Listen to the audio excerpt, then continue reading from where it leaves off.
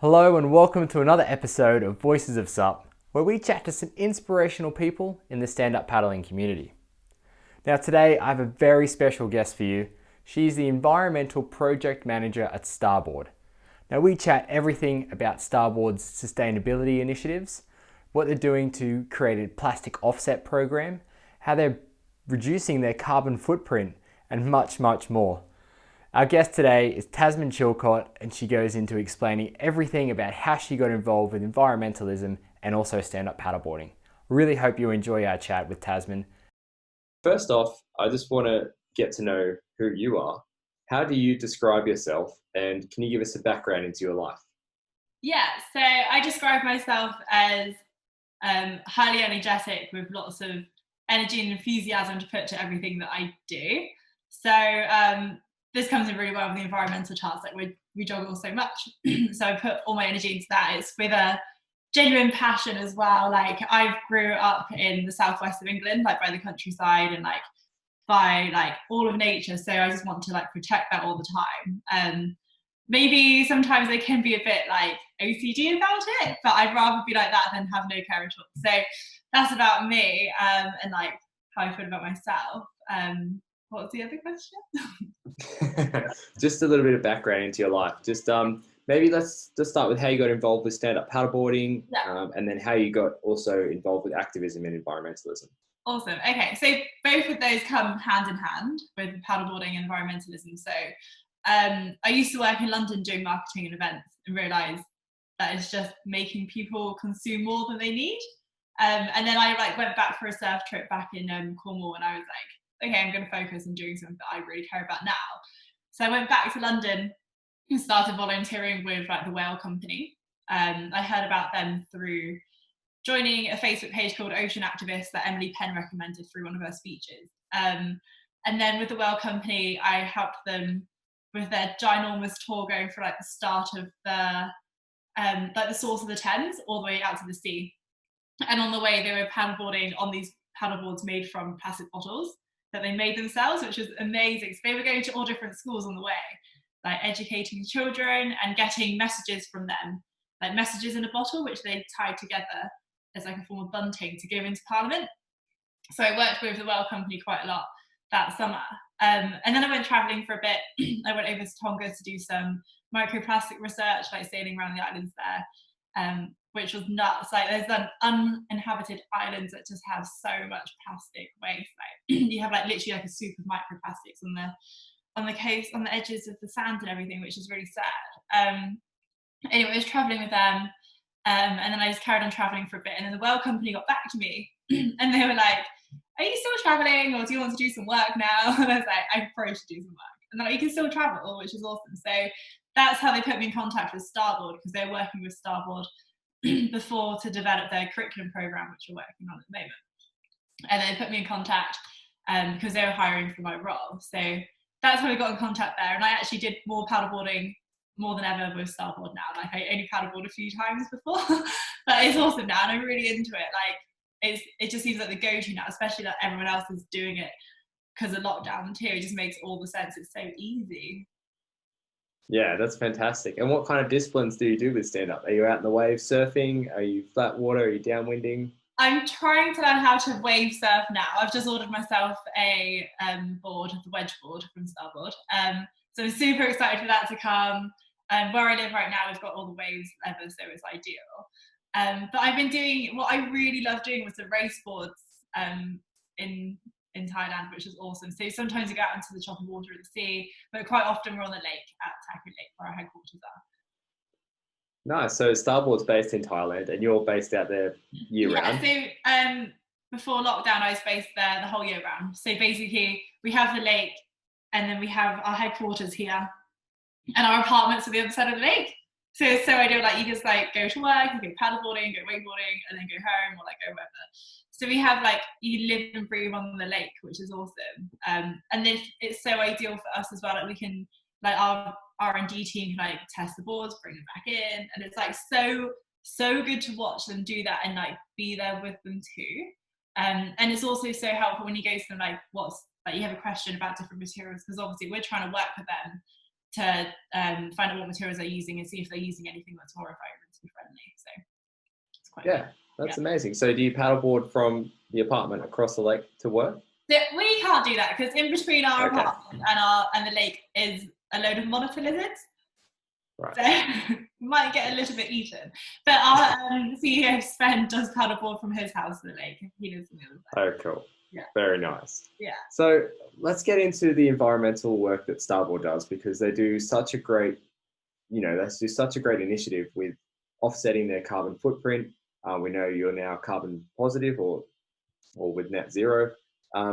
Starboard is known to be that market leader in sustainability. Let's talk about what people see on the boards first. They see a little sign that says the Heyerdahl Climate Park. Are you able to tell us a little bit more about that? Yeah, so the Thor Heyerdahl Climate Park is based over in Myanmar, and we plant with them through the Worldview International Foundation. So these guys are like the top guys who know everything you need to know about mangroves, and they work with the local communities over there to plant the mangroves. So firstly, what we do is we calculate the carbon footprint and LCA of our boards to see how much CO2 we are emitting. And we also do that for the running of our business. So it can be for like the electricity of our workshops and our headquarters offices, the travel of everyone, including our team riders. Everything we do for our carbon footprint is included in this. It goes up to scope 3. We find the total, then we plant 10 times as many mangroves as we need. So then we go to Worldview and we say we want to plant these many trees. And then we head over there a few times a year to like check in and see what they're doing, to learn more about it as well. So what has been really cool is that the mangroves in the hemispheres where they are planted at the moment, where they normally grow, I think it's up to 60% of those have been like slashed down for like the use of charcoal or anything else, like shrimp farming, salt farming and things like this. So they are like in rapid decline, but they give us so much of the oxygen that we need, and they do convert a lot of the carbon dioxide back into oxygen. They're like amazing trees. I mean, if you ever get to see one, check them out. They have roots that go everywhere. So what we're doing, like what our plan was to fill up the Thor Heyerdahl Climate Park with mangroves, working with Worldview International Foundation. They work with all different companies and organisations to plant these trees. And now that climate park is full, which is amazing. So you'll see on our website there's some pictures, because we can go on a really high mountain and take a photo of you down. And it's literally looks like a field with like rivers running through it, but it's all mangrove trees and all like rivers and stuff. So it's really cool. It's amazing. They are working with local communities to make sure that they have a living now. Instead of doing shrimp farming and salt farming, they can make a living of looking after the mangrove trees. So giving them that care, which then gives them that education on why we should be looking after the trees, to help all of us like live and breathe like really like nicely and live comfortably kind of thing. So Worldview are doing all different community projects with them as well. So it's also working with local schools to make sure they've got light through like solar, or like giving them, just ensuring they're having a good life and not just being like, oh, we've taken away your livelihood, you do have something else to live on. Yeah, it's fantastic that you're also giving back to that community. And the mangrove trees, they are just absolutely incredible. Are you able to tell us just a little bit more about the trees? Because I know that they're able to, bring in all the carbon dioxide and put out more oxygen. And also, how many trees have you planted? Because the number you told me before was just unbelievable. Yeah, so we've planted 500,000 trees so far. So that's accounted for all of our CO2 emissions that we've managed to calculate ourselves in the last few years, because we've only started doing the carbon footprint since 2016. But then we've like averaged it out for the previous years as well. So we've also planted for every year since 1994, which is like amazing. So that absorption of that CO2 that we've emitted over those years will be absorbed within 20 years. So we planted 5,000 now, and then one tree over the first 20 years of its life will absorb 1 ton. So that's what they're doing within 20 years, and then they keep going on like that, living like that, and keep taking in the carbon dioxide to let out the oxygen. They also act as like a natural sea defense between the water and the land. So if there's any like monsoons or strong winds or strong waves, they'll be able to act as like a natural barrier to break down that the impact kind of thing. They also work as a like a natural fish home, like from baby schools of fish. Like if you look down into the water, you'll see tiny little fish like swimming around, and it's really helped with biodiversity, like having the trees back. We've got elephants back on farm. There's loads of different birds, loads of fish. There's like a thing called dugongs. I think normally they're known as sea cows. They're coming back into the seagrass because it helps the land further down as well, and the sea land to like grow up healthier too. So there's lots of nutrients within the mangrove trees as well. And then when the mangrove trees absorb the CO2, they absorb it through their leaves, and then the oxygen then comes back down into the ground. So the carbon dioxide sinks back down, and the oxygen comes up through all different routes. There's like new routes and like other routes that like poke out everywhere. So yeah, there's a lot going on in those trees, and there's like I think normal trees do this too. Like if there's something not quite right in the water or the air, there's a lot of like sulfur dioxide, I think it is, in the mangrove park, but one tree is like the sacrificial leaf, so then that turns yellow and then drops off into the ground. It's like it just gets rid of it kind of thing on its own, which is quite cool. And the way that they plant themselves, so there's a thing called things called propagule, and they're like these long pointy green things that like the seeds, and normally they drop off into the ground and it replants themselves. But this is how we replant the mangroves. So then we take off you take off the ones that are ready to be planted and then plant them in the nursery, and then they're ready to plant out. Oh, really cool. Yeah. They're like my favorite tree now. They're so cool, aren't they? I want them everywhere, but I don't think we could have them in England right now. No, I don't think so. But yeah, no. But yeah, it's such a hot topic at the moment. Pushing forward with sustainability, bringing more eco-minded principles into people's businesses. It's such a fantastic initiative that you're doing with the Thor Heyerdahl Climate Park. What other initiatives are Starboard doing? I know that they're doing a waste to wear campaign, which is, I know you can explain it, but they're using recycled plastic bottles to make all of their board bags. Yeah, so as you said, all of our board bags are made from this recycled bottle fabric. So waste to wear work on a blockchain method. So this means there's traceability throughout the whole supply chain. So they're collecting the plastic bottles which are no longer being used by people, and then they take them into their factories. They then shred them down, melt them down into a like a filament, which they can then use again to transfer it into a yarn, which then goes into the materials which we have on our clothes today. So it's super cool with that one. We're actually looking with them now to see what we can do with our board bags once they come to the end of life, and whether we can recycle them again. Because as you know, like once you start recycling plastic, every time you recycle it, it gets basically the little fibers in there get shorter and shorter, which means they can break easier. But with the board bags, every single one of our board bags made from these. They're super durable, waterproof as well, which is really hard to find when you're recycling products, but we have a really good relationship with waste wear. And then the amazing thing about their blockchain is that we know that people are getting paid fairly. We know that they're legit getting these bottles from a recycling centre, and they're working on ways to use the ones that they find from cleanups as well.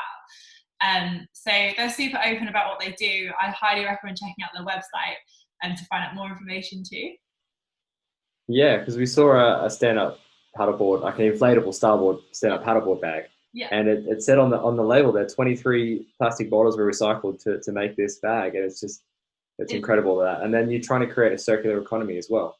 Exactly. Yeah, I think that's everything that we should be aiming for now. Instead of like getting more virgin materials from the earth, we should be using the stuff we have already. Like we might not be able to use it for the same thing, but if we can use it for something else that we still make, like we're going to make board bags all the time for our boards, we may as well use it from materials that aren't being used again for something.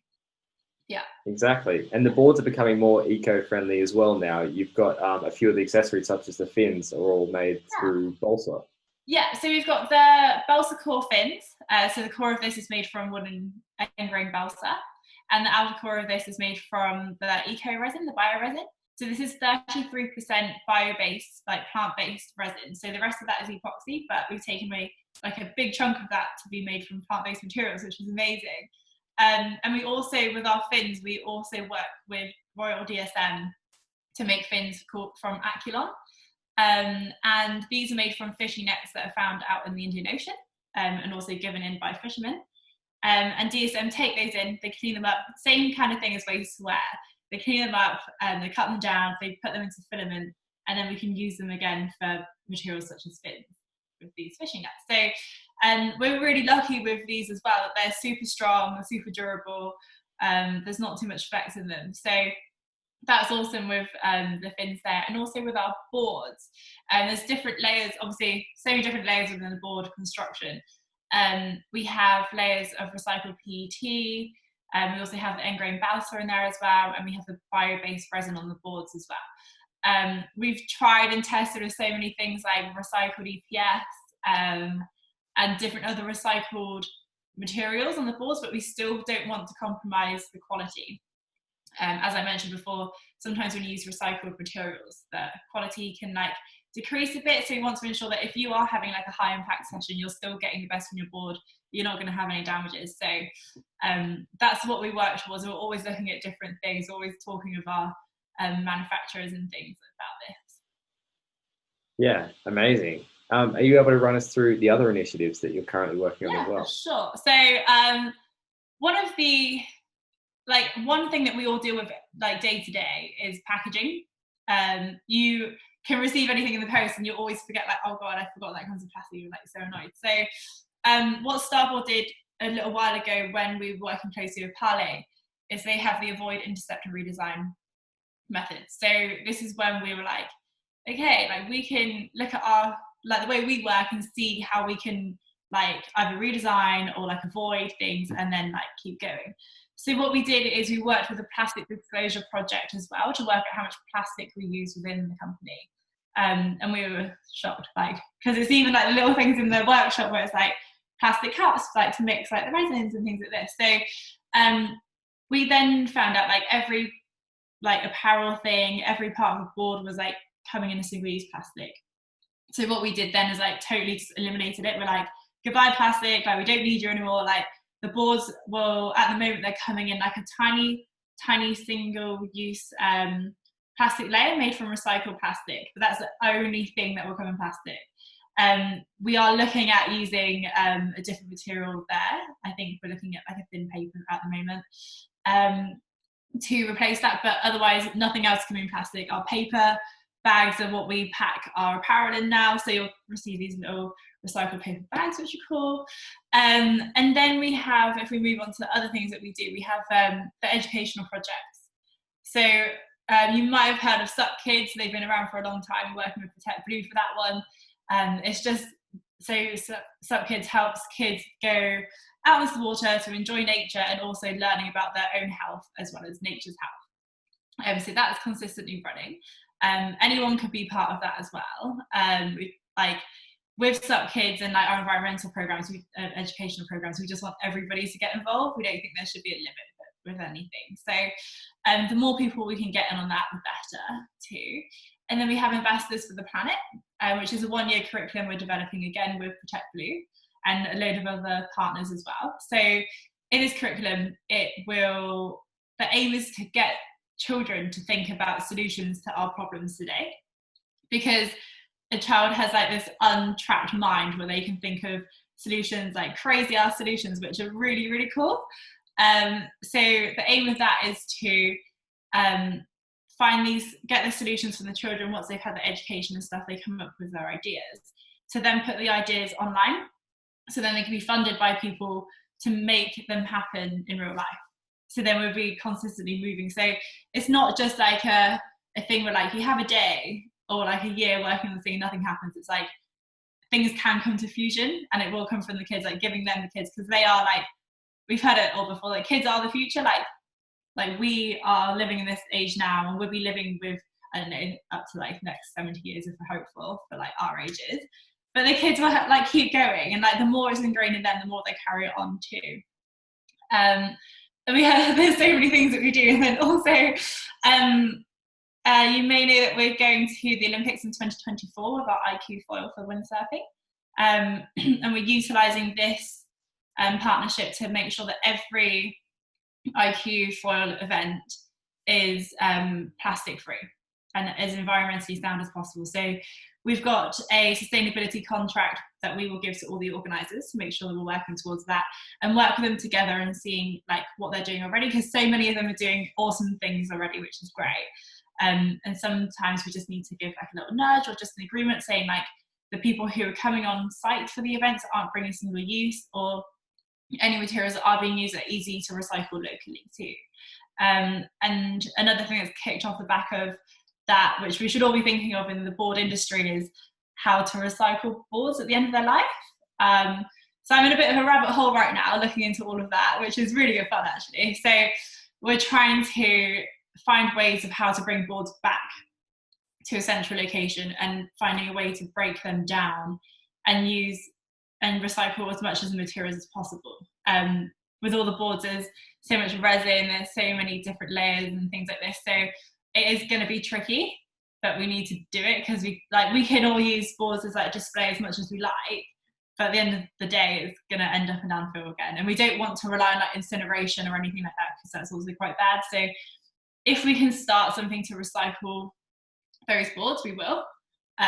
Which is my end goal for whatever I do. So that's my aim. And then if we look at Starboard HQ itself, we don't just focus on like outside on where our boards are going, we also focus on the employees. So this is firstly, we run various recycling campaigns within the office just to make people think a bit more about what they're using, and also acting as like a hub for recycled products that might not be recycled easily at home.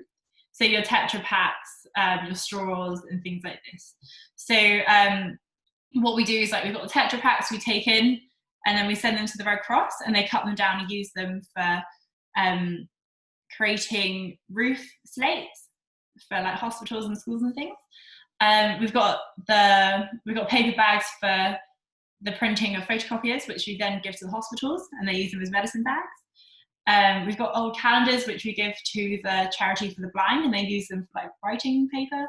There's all these different things. We've just launched like the composting for the team as well, which is cool. Everyone got involved with that one too. And then we're also a B Corp company, which means that we're working towards making everything we do as good for the community, employers, and everyone in the chain, like as best as possible. So every year we have to fill in loads of questions and we can make loads of changes to make sure that score gets higher, to make sure that we are treating people the way they should be treated, and the environment and the community. So that's a really good thing for us to work on. It's good benchmarking for us. It's good. It's really good for us to see exactly where we can work harder and where we can push our supply chain to work better for people too. So that's really good. And then finally, we've got the plastic offset program, which I haven't mentioned before. I thought we talked about it, but we haven't. So for every board that we produce, we collect 1.2 kilograms of plastic waste. So we work this out because this is the global average of what a person creates per year. And that amount goes to the ocean because there's a big amount that goes to the ocean every year. And then if you work it out per person, it's about 1.2. So we collect that for our plastic offset program in Thailand. We have a team who are dedicated to go out most days out to the beaches and they collect plastic waste. So their goal for the previous year was 50,000 kilograms, which they collected, which is insane. So they're actually out at the moment on the beaches every day because monsoon season is bringing up so much plastic waste. I can send you photos, show you photos. It's just covered on the beach. You can't see the sand, you can't see anything. So they're out every day collecting this. They then recycle as much of that as they possibly can. We also find so many fishing nets and we give them to a local company to also do the same as what we do with our fins. And we're trying to see if there's a way that they can work together there so our supply could be in Thailand, which would be awesome. So that's like a day-to-day cleanup thing that started with being at Sven's beach house and Sven going out with his housemaid and collecting the rubbish on the beach, then going out on the water, then coming back, and there's just like loads of plastic again. And that loop they've got so annoyed at, and they're like, we need to work a way of like getting this better for now. And then eventually Sven was like, okay, so we will work our way so people get paid for collecting this trash. So then we tax ourselves internally on every board that we sell to then pay these people to like go and collect it. Which is quite cool because they also get more of an understanding of like what is right and what is wrong with environmental stuff. Like it's not normal, they shouldn't have to do all this. So it's not a long-term solution, but it's helping for now, I think too. And then with cleanup, we also have the Trash Hero community. This is when we work with the organisation charity called Trash Hero, and we run the Bangkok chapter over in Thailand. So this means we go out once a week to collect waste from the local community area. And we get volunteers come and join us if they want to every week. And we also get our team at Starboard HQ to join in as well. So the aim for that is to clean up the local area for a lasting change. And we find that with Trash Hero, like the education is the cleanup, because you're realizing that you're using some of this material. You can't really rely that it's going to go like to the safe place. Like if it goes to landfill, it can also blow over. Like they're not secluded. So yeah, I think they're most of the majority of all the things that we do. Yeah. And we also have an awesome team of ocean ambassadors as well who join us. They're like the liverers and breathers of the environmental like awareness campaigns that they all do themselves, whether it's in their local community groups or like bigger. They're just a bunch of awesome people all across the world who are really helping out with environmental projects. Yeah, that sounds amazing. That was so much information to take in. I know. But I think all of it is just fantastic. And, you know, from the SUPkids to, you know, bringing up the next generation with their ideas, I think that's a really fantastic thing you're doing. And then with the trying to get the plastic-free events and through the windsurf with the IQ foil, I had no idea about that with the Olympics. So that's even more amazing. And obviously the plastic offset program and everything you do with that. It's, you know, for a big business, it is a lot to take on. What would be some advice you could give to the viewers that they could just take back and maybe just do one thing to implement into their day-to-day lives that they can, you know, maybe get rid of plastic or maybe, you know, do some carbon offset of their own? Yeah, so I think it's really hard to focus on one, but I think it's really important to do that so you don't get overwhelmed. I know for myself that it's really easy to get overwhelmed when you care so much about it and you want to do so much in one go. But I suggest like to just reduce like one item a week of plastic. Like if you can buy something and you can like just search for the alternative of that. So you don't necessarily always need to buy it in plastic, or you can find your local refill bulk store as well to bring in your own pots and things to refill. Carbon footprint wise, there you can plant your own trees through Worldview International Foundation, or you can find local trees in your local country to plant as well. It might take a bit of searching, but it's always, you can always do that. And also, I know we've heard about it so much when we've grown up, but car sharing, so your footprint isn't going higher. Like I know that we can't travel so much right now anyway, but I think it's kind of a blessing that we can't fly so much anyway at the moment. But still, like we're traveling places, if you can hitch a lift with one of your friends and jump on with them too. Yeah, I've seen a lot more signs just around in England recently, more about car sharing and doing, obviously wearing a mask, but doing all of that safe things. But yeah, car sharing is a big one for sure, and traveling less and doing it that way. I also think with like the stuff that you buy, if you can try and get it locally, that's also a massive step. Carbon footprint, food footprint, plastic footprint, everything in one go. Definitely buy locally. That's 100% the way forward for sure. Yeah, which is great. So with all the environmentally friendly products that you do, have you seen a big shift toward customer habits in their buying towards Starboard in the brand itself?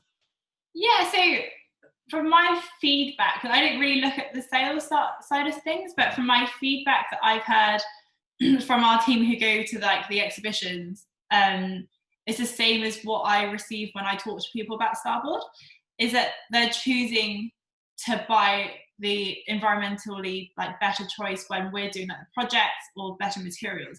Like people just seem to be choosing us over that, to be fair, which is really, really nice to hear. It's nice to have that support because Starboard have been absorbing the cost for like all the environmental stuff anyway. So that's quite good to hear that it's being beneficial. Like it's making people think more. Even if they're not buying the product, they're still thinking that Starboard are like doing so much in the environmental terms, which is good to know. Yeah, definitely. Is there anything we can look forward to in the future that Starboard might be working on? Yeah, so I don't know if I can share so much. There are some things coming out with our like boards and fins and things, but there's something that Starboard have been working on the side, which is a clothing brand.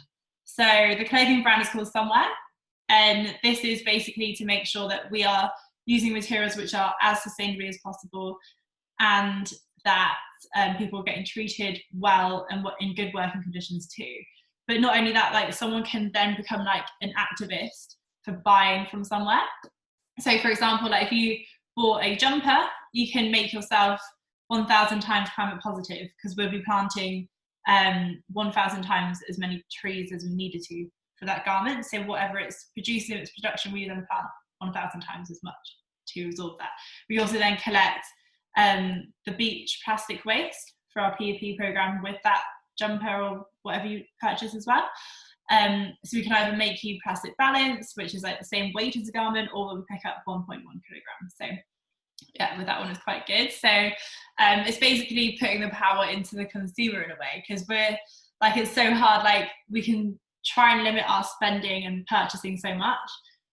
But what we need to do is understand that people aren't going to stop purchasing things, but change the way of what happens when they purchase. So it's kind of like we'll give you your t-shirt and we'll do the environmental work for you, because not everyone can have the time to like focus all their time on doing an environmental project. But if we can give them this easy transaction of doing environmental work, that would be really helpful for everyone. Yeah, it definitely will be very helpful. I think the biggest thing I'm looking forward to is that you can, the thing that you're working on is you can send your used boards back to Starboard, and they can reuse all of the materials in that board to make another one, which I think is hopefully, and I wish you all the best, and I'm sure that you'll find a way. Thank you so much, Bear. Yeah, hopefully we will. It's going to be a long thing, but I'm sure we'll be able to do that. Yeah, for sure. Well, Tasmin, let's get into the sprint round. So this is quick fire questions. I just want short answers. First thing that comes to your head.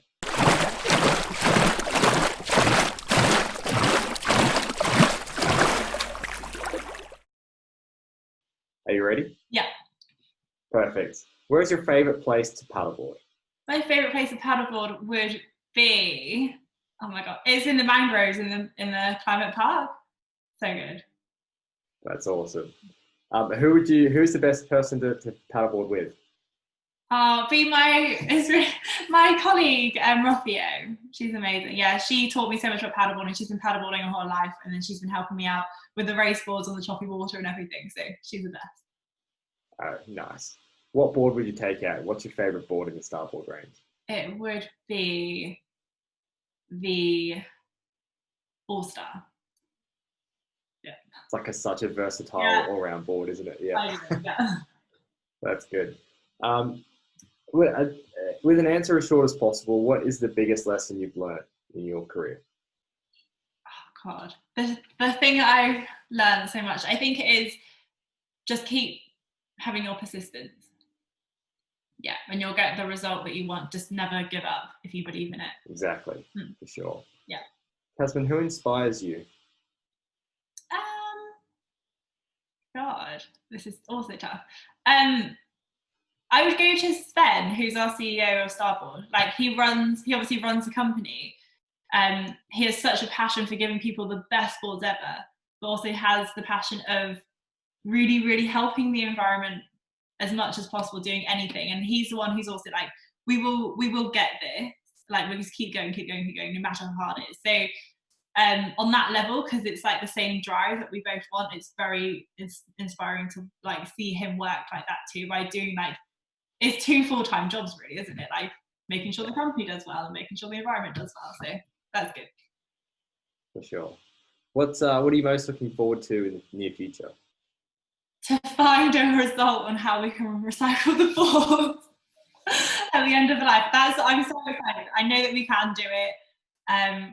We all need to work together and share. I'm going to keep all our findings out there. So I'm really looking forward to getting that done. Yeah. Nice. Final question. If you could choose anyone in the world, dead or alive, who would you choose to paddleboard with and why? Oh my God. There are two people. There's one dead and one alive. So it would be Dr. Thor Heyerdahl, the guy who founded the Climate Park. I know that he's an avid paddler. But obviously David Attenborough is the king of environmental, the king of care. And I think he'd be awesome to paddleboard with. And he'd just like give you a running commentary wherever you are, like, this is, and I just have so many questions and I think I'd be in awe. Yeah, I think we'd all be in awe if David was on a paddle with us. It'd be amazing. Yeah. Yeah, exactly. Tasmin, is there anything else you'd like to share before we finish up this video chat? I think it's I just want everyone to do the best that they can. It might seem intimidating to even start it, but you can all do it. And thank you all so much for tuning in today and listening to us. Thank you for tuning in to another Voices of SUP episode. Tasmin's insights today were just amazing. I really hope a lot of the other stand-up paddleboard brands get on board, get themselves certified as a really sustainable company, start implementing some of the initiatives that they're doing into their brand as well. We really need to see more people and more brands getting involved with that, reducing their plastic, also offsetting their carbon footprint, and just becoming a much more sustainable brand as a whole. Thank you for tuning in to this episode. I really hope you enjoyed it. We look forward to seeing you on another Voices of SUP really soon.